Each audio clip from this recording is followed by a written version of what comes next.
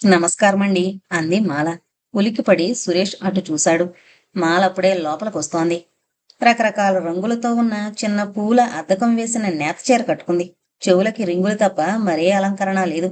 సన్నగా నాజుగ్గా మాల పేరుకు తగ్గట్టుంది ఆమె. ఇవాళ సెలవు కదా, 3 గంటలకి ఈ టైంలో ఏ మ్యాట్నీకో వెళ్ళకి ఇలా వచ్చావేమిటి? ఈ చీర నీకు బాగుంది. ఇన్ని రంగురంగుల పూలున్న చీరలో నిన్ను వట్టి మాల అని పిలవకూడదు, కదంబమాల అని పిలవాలి అన్నాడు సురేష్ నవ్వుతూ. ఇవాళింత చనువుగా మాట్లాడుతున్నారేమిటి అని ఆశ్చర్యపోయింది మాల. ఇంతలో వంటింట్లోంచి అమ్మ మాల, కాఫీ పట్టుకెళ్ళు అంది కాంతం. 2 కప్పులు పట్టుకొచ్చి ఒకటి సురేష్కిచ్చి, ఈ కప్పు ఎవరికి అంది మాల. నీకు, లోపల నుంచి కాంతం అంది. నేనిప్పుడే తీసుకుని బయలుదేరాను. పర్వాలేదు తీసుకో అని. ఇంతకీ ఎక్కడికని బయలుదేరావు అన్నాడు సురేష్ కాఫీ చపరించి ఆగి నవ్వుతూ. మీ ఇంటికే. మీతో ముఖ్యమైన విషయం మాట్లాడాలని అంది మాల కళ్ళు దించి చేతిలో ఉన్న కాఫీ కప్పులోకి చూస్తూ. ఏమై ఉంటుంది చెప్పమా, అంత ముఖ్యమైన విషయం అనుకుంది వంటింట్లోంచి పక్క గదిలోకి తప్పుకుంటున్న కాంతం. ఇద్దరూ చిన్న వయసులో ఉన్నవాళ్లే, కాని తను చూస్తోంది కదూ, ఎవరూ హద్దులు దాటడం లేదు. ఈ వయసులో ఉన్న యువతి యువకులు ఇలా ఎవరి హద్దుల్లో వాళ్ళుండడం ఆశ్చర్యమే. ముఖ్యమైన విషయమా, ఏంటి చెప్పు అన్నాడు సురేష్. మామయ్య అత్తయ్య ఈ మధ్య ఒకటే గొడవ. అదే నాకు పెళ్లి చెయ్యాలని అంటూ ఒక్కొక్క మాట తూచి తూచి అంటూ చేతి గోళకేసి చూసుకుంటూ బిడియంగా నిలబడి ఉండిపోయింది మాల. మాలన్న మాటలు వింటూ ఆమె కేసి చూస్తూ సురేష్ ఏం మాట్లాడలేదు. పెళ్ళంటే ఆడపిల్లకి ఇంత సిగ్గొస్తుందా? మరి ఆ రోజున హోటల్లో కుముద అంత ప్రౌఢంగా ప్రవర్తించిందేమిటి? మాల మళ్లీ చెప్పడం ప్రారంభించింది. మీరు మా కుటుంబానికి చేసిన సహాయం నేనెన్నటికీ మర్చిపోలేను. డిగ్రీ వచ్చాక కూడా నేను ఈ చిన్న ఉద్యోగంలోనే ఉండిపోయానంటే అంతా మరోలా అర్థం చేసుకుంటున్నారు. ఇది అపవాదని మా వాళ్ళకి చెప్పినా నమ్మడం లేదు. ఎంత చదువుకున్నా ఆడ మనసు ఆపనందకి భయపడుతోంది సార్. సురేష్ పక్కపక్కనవి. మాలా, ఇలా విను. తప్పు పని చేస్తే మన మనసే మదన పడుతుంది. నిజాయితీగా ఉన్నప్పుడు ఎవరేమనుకున్నా లెక్క చేయకుండా మనోధైర్యంతో ఎదుర్కోవాలి అన్నాడు. మాల బేలగా చూసింది.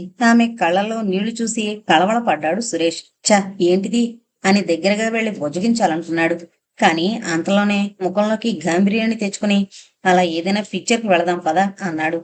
నేను రానండి అంది. కాదులే, వెళదాం. 2 టికెట్లు రిజర్వ్ చేయమని శరత్ టాకీస్కి ఫోన్ చేయి.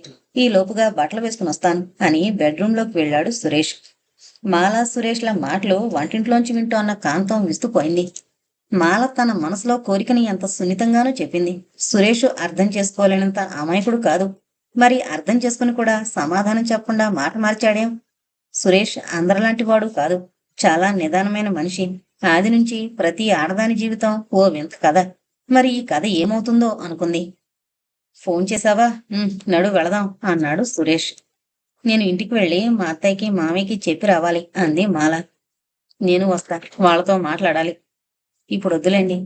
కారు గ్యారేజ్లోంచి తీసుకొచ్చి ఫ్రంట్ సీటు దగ్గర డోర్ తెరిచి ఎక్కు అన్నాడు సురేష్. పెద్ద కారు యజమానులా దర్జాగా వెనక సీట్లో కూర్చుందాం అనుకుంటున్నావేమో. ఇలా ముందుకురా, కబుర్లు చెబుదువు గాని. సురేష్ నవ్వుతూ అనేసరికి మాల కూడా నవ్వుతూ వచ్చి ఫ్రంట్ సీట్లో కూర్చుంది. పిన్నిగారు, తలుపేసుకోండి. కారు తిన్నగా వచ్చి మాల వాళ్ళ మామయ్య గారి ఇంటి ముందు ఆగింది. ఇల్లు తాళం పెట్టుంది. తాళం కేసి మాల ముఖం కేసి మార్చి మార్చి చూసి కారుని సినిమా హాల్ దగ్గరికి పోనిచ్చాడు సురేష్. చూసిన సినిమాయే కావడం వల్ల ఇద్దరూ అంత శ్రద్ధగా చూడకుండా మధ్యలో మాట్లాడుకుంటున్నారు. మాలా అని గుండెని కదిపేలా పిలిచాడు సురేష్. కుదిపిన పారిజాతం కింద కూర్చున్నట్లు పులకించిపోయింది మాల. ఏ నిర్ణయం తీసుకున్నాడో. అతను ఊ అంటే తన జీవితం పరవశించి పరిమళిస్తోంది. అందుకే ఆదుర్దాగా అతని కేసి చూసింది. నీ ప్రశ్నకి సమాధానం 2 రోజుల్లో చెప్తాను అన్నాడు. మీ ఇష్టం అంది మాల గార్గాదికంగా. సురేష్ గారున్నారా అంటూ ఇంకా ప్రెస్లోకి పూర్తిగా రాకుండానే అడుగుతూ లోపలికి ప్రవేశించిన ఆ 22 ఏళ్ల కుర్రాణ్ణి, అతని వాలకాన్ని చూసి విసుక్కుని తిరిగి కాగితాలు చూసుకోసాగింది మాల. సరాసరి టేబుల్ దగ్గరకు వచ్చేసి, ఏంటండి, అడిగిన దానికి సమాధానం చెప్పకుండా మీ పనేదో మీరు చూసుకుంటారు అన్నాడతను. ఏంటన్నట్లు విసుగ్గా చూసింది. నా ప్రశ్న వినిపించలేదా? ఓహో, మీకు చెవుడేమిటి? సరే అంటూ మళ్లీ గట్టిగా తను ఇందాక వేసిన ప్రశ్నని వేయబోయాడు. మాల చటుక్కున అతన్ని అడ్డుకుని, పని మీద ఊరెళ్లారు, 2 రోజుల దాకా రారు అంది ముక్తసరిగా. అది కాదండి. ఏదీ కాదండి, చెప్పానుగా, వెళ్ళండి. మరి అంత కోపమైతే ఎలాగండి? అసలు నేను ఎవరినో ఎందుకొచ్చానో పనేంటో తెలుసుకోకుండా పంపించేస్తారా?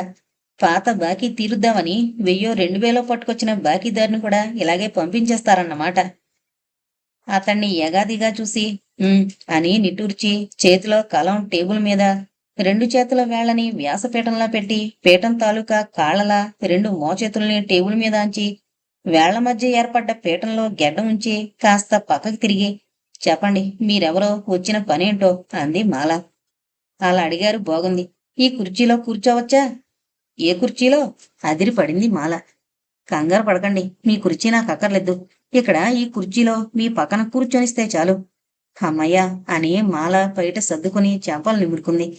అతను చొక్కా కాలర్ సర్దుకుంటూ కుర్చీ ఏదైతేనేం పోస్టు పెద్దది కావాలి ఏమంటారు అన్నాడు కాలు మీద కాలేసుకుని కూర్చుంటూ. ఏమీ అనను కాని మీరు తొందరగా చెప్పాలి. నాకు అవతల బోల్డు పనుంది. నేను అంత తొందరగా వెళ్లే మనిషిని కాదండోయ్. సురేష్ గారు రావాలి. నేనొచ్చిన పని ఆయనకి చెప్పాలి. అప్పుడు కదలాలి. తోకొకటి తరువాయి అనుకుంది మాల. మీరు ఏమనండి. ఏ పేరు పెట్టి పిలవండి. పనికాందే వెళ్ళను అంతే. మాల కంగారుపడి తోకొకటి తరువాయి అన్న మాట పైకనేసానేమిటి కర్మ అనుకుంది. అనుకుని అబ్బే మిమ్మల్ని కాదండి ఏమనుకోకండి అంటూ తడబడింది. అతను ఆమె కేసి వింతగా చూశాడు. మాల ఇబ్బందిగా ఫీలయ్యి అన్నట్లు నన్ను నేను పరిచయం చేసుకోలేదు కదూ. నా పేరు మాల. నేను ఈ ప్రెస్లో పార్ట్ టైం జాబ్ చేస్తున్నాను. మరి మీరు అంది. అది అలారా దారికి అన్నట్లు చూసి నా పేరు జగన్నాథం. మీలాంటి వాళ్ళు ముద్దొచ్చి జగ్గు అని పిలిచినా పర్వాలేదు. ప్రస్తుతం ఉద్యోగం ఒకటి అర్జెంటుగా కావలసొచ్చి ఈ ఊరొచ్చాను. జగన్నాథం గారు అంటే మీకు నేను ముద్దు రాలేదన్నమాట. ఇటు చూడండి అంది కోపంగా మాల. ఏంటండి అంటూ లేచి టేబుల్ మీద కాగితాలు చూడసాగాడు జగ్గు. అటు కాదు ఇటు నా ముఖంలోకి. మీ ముఖానికేమండి చంద్రబింబంలా ఉంది. కోపంగా అది కాదండి అంది మాల. ఏది కాదండి అంటూ ఇందాకటి మాల మాటని మాలకే ఒప్పజెబుతూ కొంటిగా ఆమె కేసి చూశాడు జగ్గు. వెళ్ళిన చోటల్లా ఇలా అమ్మాయిల్ని ఏడిపించడంతో ప్రతి వాళ్ళు ఉద్యోగం లేదు ఏం లేదు అంటూ తరిమేసుంటారు తమర్ని. మీ అంచనా తప్పు. నాకసలు ఆ అమ్మాయిలంటేనే భయం. ఎన్నాళ్లకి మిమ్మల్ని చూడగానే మీతో మాట్లాడాలని ముచ్చటేసి ముచ్చట్లు ప్రారంభించాను. మీ నోటి వ్యవహారం చూస్తే తగాదాలు కొని తెచ్చుకునేలా ఉంది. కయ్యాలతో మొదలైతేనే కదండి స్నేహాలు వియ్యాలుగా మరేది అంటూ గది గోడలకేసి చూస్తూ కుడి చేతి వేళ్లని విలాసంగా కుర్చీ మీద మేటసాగాడు. ఏంటన్నావు? జాగ్రత్త. నేను విశాఖపట్నం పిల్లని ఏమనుకున్నావా ఏంటో అంటూ కుర్చీ వెనక్కి జరిపి లేచింది మాల.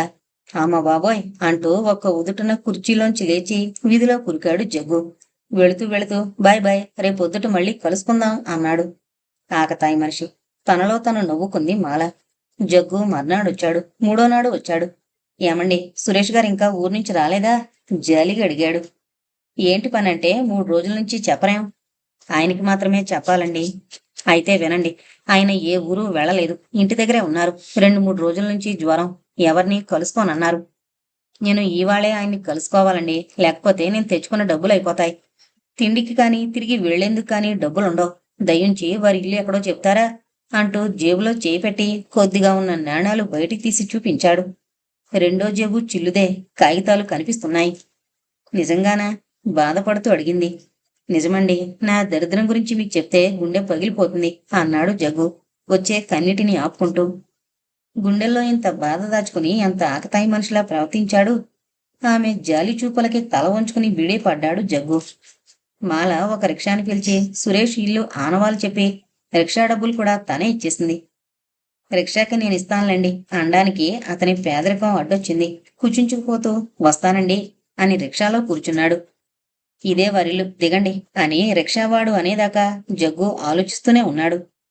కుముదక్క చెప్పినట్లు ఈయన మంచివాడో కాదో, తను ఆయనకి జాలి కలిగేలా చెప్పగలడో లేదో, తనని పూర్తిగా చెప్పనిస్తాడో లేక తనని తన మురికి బట్టల్ని చూసి ముందే పొమ్మంటాడో ఏం వినకుండా 2-3 మాటలు పిలిచాక కాంతం వచ్చి తలుపు తీసింది. ఆ గదిలో ఉన్నారు సురేష్ అని చెప్పింది. మంచం నడిమధ్యన సాలువా కప్పుకొని కూర్చున్నాడు సురేష్. గెడ్డం కొద్దిగా మాసింది. జగ్గు నమస్కారం చేసి తను తెచ్చిన చీటీ అతనికిచ్చాడు. అలా కుర్చీలో కూర్చోండి అని జగ్గు కుర్చీలో కూర్చున్నాక అతనిచ్చిన చీటీ విప్పాడు సురేష్. అది కుముద రాసింది. సురేష్ సర్దుకుని కూర్చుని మరీ చదవడం ప్రారంభించాడు. సురేష్, ఈ చీటీ తెచ్చిన అబ్బాయి జగన్నాథం అని చాలా బీదవాడు. దయనీయమైన స్థితిలో ఉన్నాడు. ఏదైనా ఉపాధి అతనికి కల్పించగలవని అతన్ని నీ దగ్గరికి పంపిస్తున్నాను. నువ్వు తలుచుకుంటే సహాయం చేయగలవు. నా వల్ల కాదని పంపించేను గలవు. రెండింటికి సిద్ధపడే వస్తున్నాడు అతను నీ దగ్గరికి. కుముద. సురేష్ ఆ చీటీ చదివి నిట్టూర్చాడు. ఆఖరి వాక్యం నిష్ఠూరంగా రాసింది కుముద. అలా ఎందుకు రాసిందో తనకి తెలుసు. మనసులో ఎంత కోరికున్నా పరిస్థితికి కట్టుబడి ఒక్కొక్కప్పుడు చేయవలసినవి చేయలేం. తనని కోరిన వారిని, తను కోరిన వారిని కూడా పొందలేం. సురేష్ మళ్ళీ నిట్టూర్చాడు. బాబు, నాకు నీరసంగా ఉంది. ఈరోజే పద్యం తిన్నాను. నువ్వు ఎప్పుడనగా అన్నం తిన్నావో ఏంటో. త్వరగా వెళ్లి స్నానం చేసి భోంచేయ్, తర్వాత మాట్లాడుకుందాం అన్నాడు. అతని మాటల్లోని ఆప్యాయతకి జగ్గు ముగ్ధుడయ్యాడు. పిన్నిగారు, ఇతనికి కడుపు నిండా అన్నం పెట్టండి. మాకు కావలసిన వారు అబ్బాయి అంటూ కేకేశాడు. జగ్గు లోపలికి వెళ్ళాడు. కుంది రాసిన చీటీ చేత్తో పట్టుకుని కూర్చున్నాడు సురేష్. జరిగిపోయిన సంఘటనలన్నీ కళ్ల ముందు కదలాడసాగాయి. హోటల్లో కుముద తను మాట్లాడుకున్న సన్నివేశం, గోవిందయ్య గారు తనని కోపడ్డం, చెయ్యని తప్పుకి తల వంచి తను రావడం, కిటికీలోంచి కుముద కన్నీళ్లతో కనిపించిన దృశ్యం. కుముద ఎంత పౌరుషం, అభిమానం ఉన్న వ్యక్తి అనుకున్నాడు సురేష్. మనసు విప్పి అడిగినప్పుడు తను అంగీకారం తెలపకపోవడంతో తన మీద కోపముంచుంటుంది. కాని తను పంపిన చీర కట్టుకునే పెళ్లిపెట్ల మీద కూర్చుందే అంటే కోపం పోయి తనని క్షమించినట్లే కదా. మళ్ళీ ఇదేంటి ఈ ఉత్తరంలో నిష్ఠూరం, వ్యంగ్యమును? అంటే ఇంకా కుముద మనసులో ఆనాటి అసంతృప్తి, కోపం అలాగే మిగిలిందా? జగ్గు భోంచేసొచ్చాడు. అతని ముఖంలో చక్కని భోంచేసొచ్చిన సంతృప్తి కనిపించింది. అది చూడ్డంతో తన నీరసాన్ని కూడా మరిచిపోయి, మీ ఊరి కబుర్లేంటి అన్నాడు సురేష్. మీకు నీరసంగా ఉందేమో, తర్వాత మాట్లాడుకోవచ్చు అన్నాడు కుర్చీలో కూర్చుంటూ జగ్గు. ఎవరితోనైనా మాట్లాడుతుంటే నాకు నీరసం ఉండదు నవ్వాడు సురేష్. ఇప్పుడు మీరు నవ్వారే, ఆ నవ్వు నాకెంతో రిలీఫ్గా ఉంది. ఇన్ని చోట్లకి ఉద్యోగాలకు వెళ్ళానండి. ఎవరూ ఉద్యోగం ఇవ్వలేదు. పోనీయండి, కనీసం ఆప్యాయంగా పలకరించడం, స్వచ్ఛంగా నవ్వుతూ మాట్లాడడం ఏమీ లేదు. చాలా హీనంగా చూసేవారు సార్. మీరు ఆదరణగా అన్నం పెట్టించారు, మనసారా నవ్వుతూ పలకరించారు. చాలు. మీరు ఉద్యోగం ఇవ్వకపోయినా నేనేం బాధపడను. ఏంటిలా అతిగా వాగుతున్నాడు, వట్టి వెధవలా ఉన్నాడు అని అనుకోకండి సార్. జీవితంలో ఎన్నో ఎదురు దెబ్బలు తిన్నాను. నిరుద్యోగం మనిషినెంత దయనీయంగా మార్చేస్తుందో నన్ను చూస్తే తెలుస్తుంది. ఎన్నాళ్ళ నుంచి నేను ఉద్యోగం కోసం పడుతున్న ఆవేదనని మాటల్లో చెప్పలేను, క్షమించండి అంటూ జగ్గు రెండు చేతులు ఎత్తి సురేష్కి మనసా నమస్కారం చేశాడు. జగన్నాథాన్ని చూస్తే సురేష్కి జాలేసింది. ఇలా చాలా మంది మీద జాలేస్తుంది తనకి. మగవాళ్ల మీద వేసిన జాలికి ఏదో ఒక సహాయం చేసి ఆచరణ రూపం కల్పించొచ్చు. అదే ఆడవాళ్ల మీద వేస్తే నీరసంగా నవ్వుకున్నాడు సురేష్. జగ్గు పేపర్ తిరగేస్తున్నాడు. సురేష్ నీరసంగా అటు ఒత్తిగిల్లి పడుకున్నాడు. ఆ స్టూలు మీద వేసిన లేస్ కూడా మాలలిందే. ఎంత బాగా అల్లింది. అసలు మాల మనసే సున్నితమైంది, అందమైందిను. ఆ లేసులో మాల ముఖం లీలగా కనిపించింది సురేష్కి. మన వివాహం సంగతి ఏం ఆలోచించారు అని దీనంగా అడుగుతున్నట్లుంది. తనని 2-3 రోజుల నుంచి ఈ సమస్య వేధిస్తోంది. ఎన్నాళ్ళ నుంచి చూస్తున్నాడు. మాల సౌమ్యమైన అమ్మాయి, ఉన్నతమైన భావాలున్న యువతి. ఆఫీసులోనూ ఇంట్లోనూ సేవలు చేస్తూ తన మనసు మెప్పిస్తోంది. అందానికి అందం, మంచితనానికి మంచితనం, సంస్కారానికి సంస్కారం. అంతకంటే ఆదర్శమైన ఇల్లాలు దొరకదెవరికి. మరైతే ఆమెను పెళ్లి చేసుకోవడమా? చేసుకోకుండా కుముదని వద్దన్నట్లే ఈమెను కూడా వద్దంటే తను జీవితంలో నష్టపోతానేమోనని భయం. మాలని పెళ్లి చేసుకుంటే ఇప్పుడు తనని ఎవరూ కాదనరు. అయినా ఎందుకో ఈ సంకోచము, ఆలోచన. ఇంత ఆలోచన దేనికి? ఇదిగో ఇక్కడే మనసు సమాధానం చెప్పడం లేదు. తీవ్రమైన ఈ మానసిక ఆందోళన వల్లే బుర్ర వేడికి జ్వరం వచ్చింది. తన వయసులో ఉన్న కుర్రాళ్ళు ఇంత తర్జన భర్జన పడతారా? అమ్మాయిల్ని చూడగానే ఎంతో తొందర పడిపోతారే. తనకి ఆ తొందర లేదా? అందరిలాంటి వాడు కాదా తను? ఈ స్థిమితం, జాగ్రత్తగా ఆలోచించడం ఎలా వచ్చాయి తనకి? చదువుకున్న చదువు, సంపాదించిన సంస్కారమునా, లేక తండ్రి తాతల నుంచి వచ్చిన మహోన్నత భావ సంపద?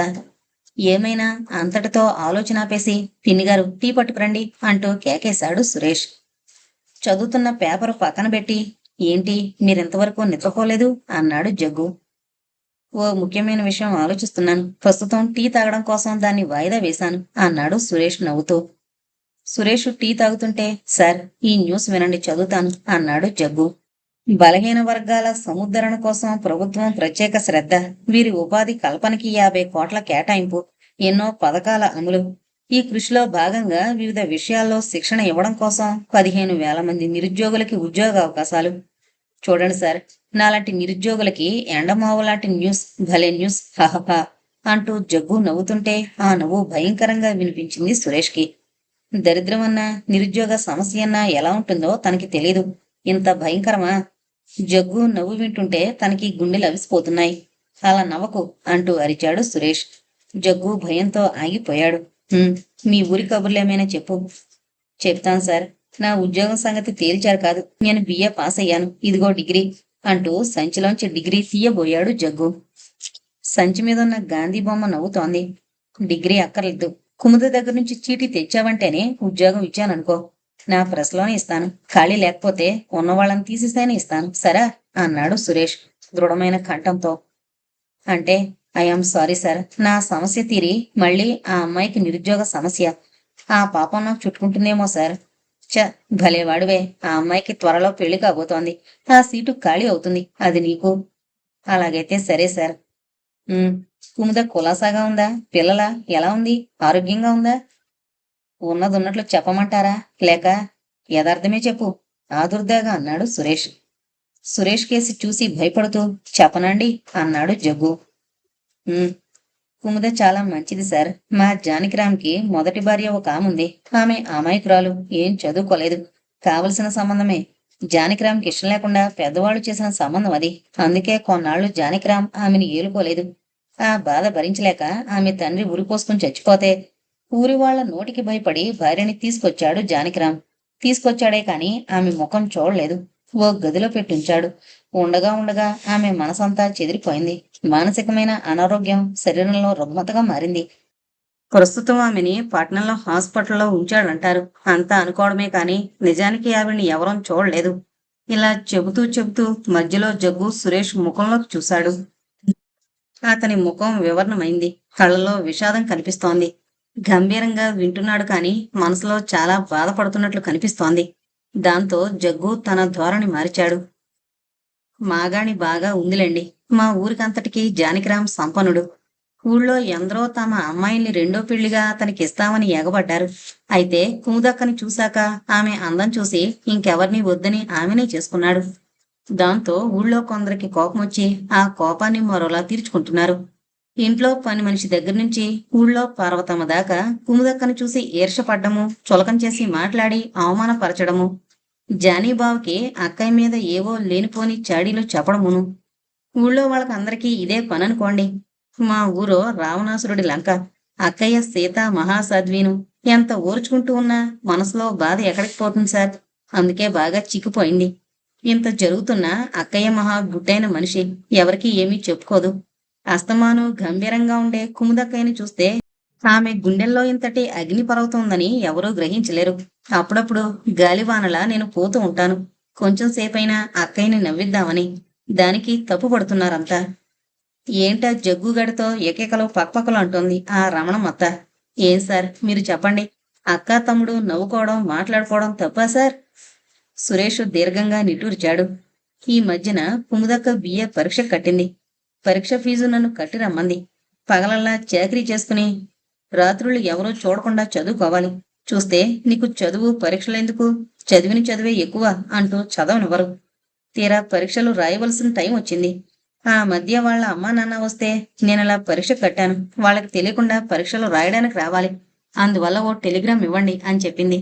ఆ ప్రకారమే వాళ్ళు సుందరమ్మ గారికి జబ్బుగా ఉంది, కుముదని పంపించమని టెలిగ్రామ్ ఇచ్చారు. జానకిరామ్ మొదట నువ్వు వెళితే ఎలా, ఇక్కడ చాకరీ జరగద్దా అన్నాడు.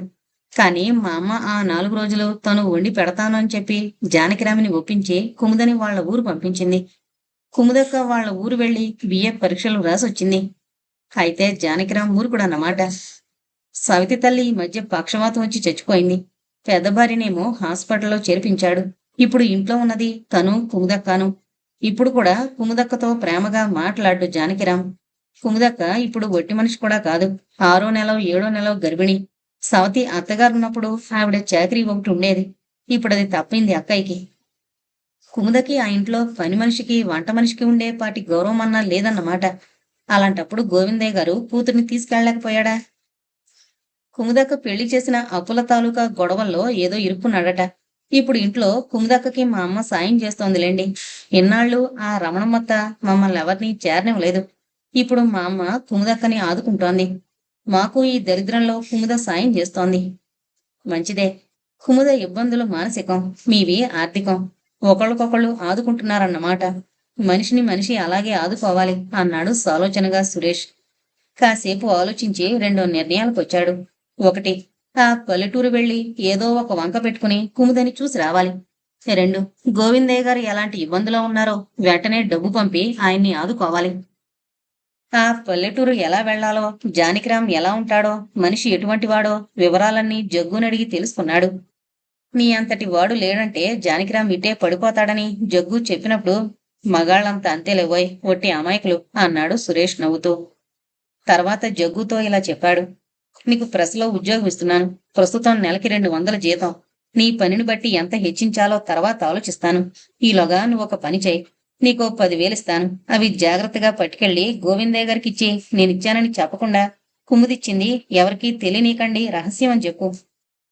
కొత్తవాణ్ణి కదా, నన్ను నమ్మి 10,000 ఇస్తున్నాడు. ఈయన వెర్రివాడేమో అనుకోకు. నేను వెర్రివాణ్ణి కాదు. మనుషుల మీద నమ్మకం ఉన్నవాణ్ణి. కొత్తవాడైనా ప్రతి మనిషిని నమ్ముతాను. నువ్వు తప్పకుండా ఈ డబ్బు పట్టుకెళ్ళి గోవిందయ్య గారికి ఇస్తావు. ఒకవేళ ఈ డబ్బుతో నువ్వు పారిపోయావనుకో, అప్పుడు నేను చింతించను. ఏమంటే పేదరికంలో ఉన్న నీకు ఆ డబ్బు ఉపయోగపడిందని సంతోషిస్తాను. కానైతే 10,000కి కకృతి పడితే నా వల్ల జరగబోయే ఒక మహోపకారాన్ని నువ్వు పోగొట్టుకున్నవాడు అవుతావు. భగవంతుడి దయ వల్ల నాకు 10,000 లెక్కలేదు. ఈయన ఎంత గొప్ప వ్యక్తి అనుకున్నాడు జగ్గు. అనుకుని మనసులో సురేష్కి నమస్కారం చేసి, అంత డబ్బు పట్టుకెళ్ళడం అంటే భయంగా ఉంది సార్. పుట్టాక 100 రూపాయల నోటు చూడనివాణ్ణి కదా అన్నాడు జగ్గు వణుకుతూ. అయితే డ్రాఫ్ట్ ద్వారా పట్టుకెళ్ళు. గోవిందయ్య గారి పేరున క్రాస్ చేసి ఇస్తాను అన్నాడు సురేష్. అప్పుడే అక్కడికొచ్చిన కాంతం, గోవిందయ్య గారు అంటున్నారు, ఏ గోవిందయ్య గారు అంది. అప్పుడప్పుడే చెదురుమదురుగా వస్తున్న పాత జ్ఞాపకాల్ని కూడదీసుకుంటూ. గోవిందయ్య గారు మీకు తెలుసా అన్నాడు సురేష్. ఏం తెలియడం నా మొహం. అదంతా ఇంకో జన్మ, ఇదంతా మరో జన్మ. నాకెవ్వళ్ళు లేరు. ఉన్నా నేను వెళతానా? నన్ను రానిస్తారా వాళ్ళు? నా బ్రతుకు నీ దగ్గర తెల్లవారిపోవలసిందే నాయనా అంటూ కళ్ళు ఒత్తుకుంటూ కాంతం లోపలికి వెళ్ళిపోయింది. అసలెవరండి ఈవిడ అన్నాడు జగ్గు. ఎవరో అనాథ నిట్టూర్చాడు సురేష్. బాధలో ఉన్న వాళ్ళని, కష్టాల్లో ఉన్న వాళ్ళని ఆదుకోవడానికే మిమ్మల్ని ఈ లోకానికి పంపించుంటాడండి ఆ దేవుడు తనకి ప్రతినిధిగా అన్నాడు జగ్గు. సురేష్ ఏం మాట్లాడలేదు. కుముద ఊరు వెళ్లి ఆమెని ఏ వంక పెట్టుకుని చూడ్డమా అని ఆలోచిస్తున్నాడు. జానకిరాం హాల్లోంచి కేకలేస్తున్నాడు. ఇంట్లో పనులు చేసుకుంటున్న కుముదకి ఆ కేకలు వినిపిస్తూనే ఉన్నాయి. అతనంటోన్న మాటలకి కోపం వస్తోంది. అయినా సమాధానం చెప్పడం లేదు. జానకిరాం కూర్చున్న కుర్చీ అతని పళ్ళలాగే పటపట్లాడుతోంది. నిన్నే వినిపించడం లేదు, ఇలారా. అతను ఎంత తీవ్రంగా పిలిచాడో అంత స్థిమితంగా వచ్చి నిలబడింది కుముద, తన చేతిని పైట కొంగుకి తుడుచుకుంటూ. ఎందుకు పిలిచారు అని అడగలేదు. కళ్ళతో చూసింది. భర్త తన పెళ్లినాటికంటే బాగా ఒళ్ళుగా ఉన్నాడు. కోపంతో ఊగిపోతున్న జానకిరాం చూసి రోజురోజుకి ఈయనలో అహం ఎక్కువైపోతుంది. అలాగే తను రోజురోజుకి మౌనంగా, ఆ మాటకొస్తే మోగగా మారిపోతుంది. తన చదువు, తెలివి, అందం అన్నీ గ్రహణం పట్టినట్లయిపోతున్నాయి నానాటికి. సమాధానం చెప్పవేం? ఏంటా నిర్లక్ష్యం? ఒక్క క్షణం కూడా నువ్వింట్లో ఉండడానికి వీలేదు. వెళ్ళిపో. ఏం, ఎందుకు అన్నట్లు చూసింది కుముద. ఏంటా? ఏం చూస్తున్నా పొగరు? అందగతని అనుకుంటున్నావా? నీకంటే సౌందర్యవతులు కోకోలలో ఉన్నారు. కలిగినింట్లోంచి వస్తే ఇంకా గర్వంగా ఉండు. వెళ్ళు, ఇంట్లోంచి వెళ్ళిపో, పొమ్మంటుంటే అంటూ జానకిరాం జేబులో పరసు తీసి విసిరాడు. అది గిర్రుమని తిరుగుతూ వచ్చి కుముద పాదాలకు తగిలింది. పరసకేసి అతని ముఖం కేసి కుముద కోపంగా చూసింది. చెబుతుంటే వినబడ్డం లేదు? ఎన్నన్నా సిగ్గుంటేగా. నువ్వు మేడు పండువని తెలియక నీకు ఇంట్లో స్థానం ఇచ్చాను. కుముద అదిరిపడింది ఆ మాటకి. నోరు తెరిచి జవాబు చెప్పలేకపోయింది. చివరికి నిర్లక్ష్యంగా అతని కేసి చూసింది. పౌరుషం, కోపం, అభిమానం గుండె పొగ్గుమని మండిపోతుంది. ఆ మంట తాలూకా సెగలు సోకడం వల్ల ముఖం ఎర్రగా కందగడ్డలా అయింది. ఏం, వెళ్ళమంటుంటే నీకు కాదు? మళ్ళీ గర్జించాడు జానకిరాం. ఎందుకు వెళ్ళాలి? ఏం తప్పు చేశానని అంది బాధ వల్ల బొంగురుపోయిన కంఠంతో. నువ్వు చేసిన తప్పులు 1 కాదు, 2 కాదు, 1,00,000 ఉన్నాయి. అన్నిటికంటే పెద్ద తప్పు నేనంటే లక్షణం లేదు నీకు. ఎవరు చెప్పారు? ఒకళ్ళు చెప్పాలేంటి? ఈ ఇంటి గడప తొక్కిన రోజు నుంచి చూస్తున్నాను నీ ప్రవర్తన. ముభావంగా ఉండడం, నీకేదో అన్యాయం జరిగిపోయినట్లు దీనంగా ముఖం వేలాడేయడం. ఎన్ని రకాలుగా సముదాయించి సర్ది చెప్పినా నీ పద్ధతులు మార్చుకోకపోవడం ఇవి చాలు. నేనంటే నీకు లక్షణం లేదని చెప్పడానికి. అమ్మా, నువ్వు పట్టుదలైన ఆడదానివి. "ఉమ్, ఇంకా చెప్పండి" అన్నట్లు చూసింది కుముద. నాకిష్టం లేని పనులు ఇష్టం లేదని తెలిసి కూడా ఎన్నో చేశావు నువ్వు. ఏంటి నేను చేసినవి? నీకు తెలీదు? సరే, అన్నీ అలా ఉంచు. ఈ ఒక్క సంగతి చెప్పు. హాస్పిటల్లో చేర్చిన నా భార్యని, అదే నీ సవతిని, మీ ఊరు వెళ్ళినప్పుడు నాకు తెలియకుండా ఎందుకు చూసొచ్చావు? అందులో తప్పే ఉంది? తప్పే. కుముదకి కోపం ఆగలేదు. ఏంటి తప్పు? చావు బతుకుల్లో ఉన్నదాన్ని కడసారైనా ఓ మారు చూసి రావడం తప్ప? భర్తుండి లేనిదాన్ని చచ్చిపోతున్న సమయంలో కూడా ఆయన రాలేదు, నువ్వైనా వచ్చావు. సాటి ఆడదానిగా నా మనసుని అర్థం చేసుకున్నావు అంటూ ఆమె ఎంతో ఇదైందే.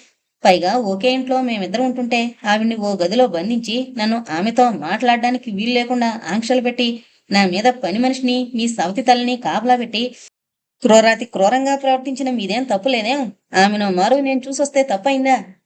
నాతోటి చెప్పకుండా ఎందుకు వెళ్ళావు? మొదటి పెళ్లి గురించి నాకు మీరెందుకు చెప్పలేదు? చెప్పకుండా ఎందుకు చేసుకున్నారు నన్ను? ఎందుకా? ఎందుకంటే నువ్వేదో ఆదర్శం బద్దలయ్యేటట్టు నాతో కాపురం చేస్తావని, అందాల రాశివని భ్రమపడ్డాను. కానీ అడుగడుగునా నా తప్పులు ఎన్నుతావని, తప్పు పనిచేసిన దోషిలా నన్ను అస్తమాను నీచంగా చూస్తావని తెలియక మోసపోయాను. జీవితంలో మీకంటే నేనే ఎక్కువ మోసపోయాను. మరి అంత మోసపోయిన దానివి పుట్టింటికి పోకూడదు? పదే పదే ఆ మాట అనకండి. వచ్చిన దాన్నే వెళ్ళడానికి నేనేం పిరికిదాన్ని, అసమర్థురాల్ని కాదు. పరిస్థితులు చక్కబడేదాకా ఓర్పుగా ఉండి నా ఇంటిని నేను అనుకూలంగా మార్చుకోగలను. మాటి మాటికి పో అంటున్నారంటే ఇది కాకపోతే మొరక్తొస్తుంది, నేను మగవాణ్ణి అనే అహంకారమే కదా. నీతులు మగవాళ్ళకొకటి, ఆడవాళ్ళకొకటి అని వేరువేరుగా లేవు. అసలు నీతంటూ ఉంటే ఎవరికైనా ఒకటే. కుముదా, ఉరుములా గర్జించాడు జానకిరాం. అవునండి, నీతిగల భార్యకి ఒక భర్తే ఎలాగో నీతిగల భర్తకి కూడా ఒక భార్యే. నన్ను పెళ్లి చేసుకుని ఆమెకి ఎంత అన్యాయం చేశారో ఆలోచించారా? పాపం ఆమె చదువుకోలేదే, అమాయకురాలే, నాన్న వాళ్ళెవరూ లేరే. అలాంటి ఆమెకి జబ్బు చేస్తే ఏళ్ల తరబడి నిర్లక్ష్యం చేసి మందిప్పించక చివరికి ప్రాణం పోయే ముందు మాట వరుసకి హాస్పిటల్లో చేర్పించి ఆమెను చంపేస్తారా? ఆ స్త్రీ హృదయం ఎంత క్షోభించిందో, ఆ అమాయకురాలి మనసు ఎంత కుంగిపోయిందో, పచ్చగా ఉండవలసిన ఆమె జీవితం బొగ్గుమని ఎలా మండిపోయిందో ఎప్పుడైనా తెలుసుకున్నారా? ఆమె ఉందో చచ్చిందో ఎన్నడైనా కనుక్కున్నారా? కుముదా, హద్దులు మీరు మాట్లాడుతున్నావు. నిజం చెప్పడానికి, నిజాన్ని మాట్లాడడానికి హద్దులేంటండి? ఏం చూస్తున్నా ధీమా? ఎన్నాళ్ళు లేని నోరు ఇప్పుడెలా వచ్చింది? వచ్చింది నోరు కాదు, డిగ్రీ, ధైర్యం, ఆత్మవిశ్వాసం. అవునులే, ఆ డిగ్రీ సంపాదించుకోవడం కోసమే కదా దొంగ టెలిగ్రాములు రప్పించి జగ్గుగాడితో కలిసి పట్నం వెళ్లి అమ్మకి నాన్నకి జబ్బుగా ఉందని నాటకం ఆడింది. ఇలాంటి నాటకాలు ఎన్నాడేవో ఇంత క్రితం. నాటకం ఆడడానికి నాకేం తోడుగా పక్కన శేషం గారి అమ్మాయిలేం లేరండి. నోర్మొయ్ అంటూ చెళ్ళున చెంప మీద కొట్టాడు జానకిరాం. అయ్యో అయ్యో, కడుపుతో ఉండి నెలలు నిండిన పిల్లని ఇదేంటి అంటూ జగ్గు తల్లి అడ్డుపడి కుముదని పక్కకి తప్పించింది. చెంప మీద అంత దెబ్బ తగిలినా కుముద ఏడవలేదు. కళ్ళ వెంట నీళ్లు రాలేదు. కోపం, పౌరుషం, అసహ్యం ఇన్ని భావాలతో నిండున్నాయి ఆమె చూపులు. కావాలని పెళ్లి చేసుకుని ఎన్నాళ్ళ నుంచి మంచి చెడ్డలేం కనుక్కోకుండా నీ కోరికలకి అవసరాలకు ఉపయోగించుకుని చిత్రహింస చేయడమే కాకుండా కొట్టడం కూడానా అన్నట్టుంది కుముద చూసిన చూపు. గుండెల్లోకి దూసుకుపోయేలా ఉన్న ఆ తీక్షణమైన చూపుకి తట్టుకోలేకపోయాడు జానకిరాం. అతనిలోని ప్రతి అణువుని కాల్చేసింది ఆ చూపు. ఆవేశాన్ని ఆపుకోలేక కొట్టేశానే అని పశ్చాత్తాపడ్డాడు. ఆయన పశ్చాత్తాపం ముఖంలో కనిపించనీయకుండా నిర్లక్ష్యంగా కుర్చీలో కూర్చుని సుజాత, మంచినీళ్ళు తీసుకురా అని కేకేశాడు. అప్పటిదాకా వణికిపోతూ దూరంగా నుంచున్న సుజాత భయపడుతూ వచ్చి మంచినీళ్ల గ్లాసు అన్నగారికి అందించి ఏడుస్తూ, వదిన మంచిదన్నయ్య, ఏమనకు. అమ్మ పోయినా అమ్మలాగే చూస్తోంది నన్ను, ఎన్నో నేర్పుతోంది. వదిన్ని నువ్వు కొడితే నాకు ఏడుపొస్తోంది అంది. నువ్వెళ్ళి చదువుకో అరిచాడు జానకిరాం. కుముద అక్కడే ఇంకా నిలబడుంది. శేషం గారు అమ్మాయట, ఇష్టం వచ్చినట్లు మాట్లాడమే. అసలు ఆ అమ్మాయి ప్రసక్తి ఎందుకు రావాలిప్పుడు? ఏం మాట్లాడమేం? ఆ ప్రసక్తి ఎందుకొచ్చిందో మీకు తెలుసు, నాకు తెలుసు. తెలుసు, అన్నీ తెలుసు. అయినా నిన్న ఆ శేషం గారు అమ్మాయి వస్తే అవమానించి పంపవటే, సిగ్గులేదు? జానకి, మీ ఆవిడ ఇలా చేసిందోయ్ అని ఆవిడ చెబుతూ ఉంటే సిగ్గేసింది. నాకు వేసింది సిగ్గు ఆ అమ్మాయి చెబుతూ ఉన్న మాటలు వింటుంటే. దాన్ని మీరు ముద్దబంతి పువ్వులా ఉంటావు అంటారట. కుముదని కాకుండా నిన్ను పెళ్లి చేసుకున్నా బాగుణ్ణు అంటుంటారట. వాళ్ళింటికి మీరు రాని రోజు ఉండదట. దాన్ని చూడకుండా మీరు ఒక్కరోజు ఉండలేరట. ఇలా దాని ఇష్టం వచ్చినట్లు అది వాగుతుంటే వింటూ ఊరుకోమంటారా? విని విని చివరికి వెళ్ళిరా తల్లి, మళ్ళీ ఎప్పుడు మా ఇంటికి రాబోకంటే తప్ప. అది అసలు మీరున్నారనుకునే వచ్చిందట, లేకపోతే వచ్చేదే కాదట. బాగుందా? అలాంటి దాన్ని ఎలా గౌరవించి పంపాలో మరి. మల్లెపూల జడ వేసి ఆ అమ్మాయిని మీ దగ్గర పంపిస్తే మీ కోపం చల్లరుణ్ణు ఏం రెచ్చిపోతున్నావు? ఆ మీరే చెంపపెట్టి పెట్టి నన్ను రెచ్చగొట్టారు. మీ అమ్మగారు పోయాక మరీ తెగించారు మీరు. ఉంటే వాళ్ళ ఇంట్లో ఉంటున్నారు, లేకపోతే పొలంలో ఉంటున్నారు. నేను అనేదాన్ని ఒకదాన్ని ఇంట్లో ఉంటున్నానని మీకు గుర్తుందా? ఈ ఇంటేడు చాకరీని ఎవరి మెప్పు కోసం చేస్తున్నాననుకున్నారు? నీకు భర్త మీదంత ప్రేమ ఉందని నాకు తెలీదు, ఇప్పుడే తెలిసింది అన్నాడు జానకిరాం వెటకారంగా. మీకు నా మీద ఎంత ప్రేమ ఉందో నాకు ఇప్పుడే తెలిసింది చెంపపెట్టుతో అంది కుముద. ఇన్ని మాటలెందుకు? నీకు నాతో కోపరం ఇష్టం లేదని తెలుస్తోంది. విడాకులు ఇచ్చేసుకుందాం, నీకు డిగ్రీ వచ్చింది కదా అన్నాడు జానకిరాం ఇదేదో తేల్చేయాలి అన్నట్టు పట్టుదలగా. మీ ఇష్టం. నేను అక్కర్లేనప్పుడు ఇక్కడ ఉండడం కన్నా మగపిల్లలు లేని మా అమ్మకి నాన్నకి ఈ వృద్ధాప్యంలో సహాయంగా ఉంటాను మరి. అన్నయ్య, వదినను వెళ్ళమనకు అంటూ ఏడ్చింది సుజాత. నువ్వు ఏడవకమ్మా, ఎవరినని ఏం లాభం లేదు, ఎవరి జాతకం ఎలా ఉంటే అలా జరుగుతుంది అంటూ పెట్లో బట్టలు సర్దుకోవడానికని కుముద గదిలోకి వెళ్ళింది.